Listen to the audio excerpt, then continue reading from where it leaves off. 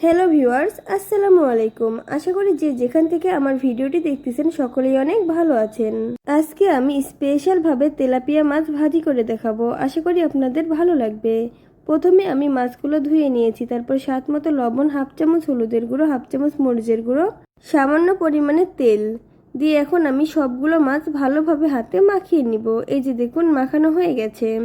তারপর আমি ফ্রাই প্যানে তেল দিয়ে দিলাম, 1 চিমটি লবণ দিয়ে দিলাম, তাহলে কিন্তু মাছগুলো নিচে লেগে ধরবে না। তারপর সবগুলো মাছ আমি দিয়ে দিচ্ছি, দিয়ে এখন আমি ভালোভাবে ভেজে নিব।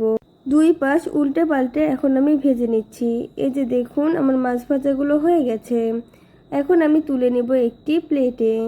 তারপর আমি ওই একই তেলে পেঁয়াজ কুচি, মরিচ কুচি দিয়ে দিব, দিয়ে এখন আমি ভেজে নিচ্ছি। তারপর এখানে আমি স্বাদ মতো লবণ দিয়ে দিলাম, আর এখানে আমি 1 চা চামচ আস্ত গোটা জিরা দিয়ে দিলাম।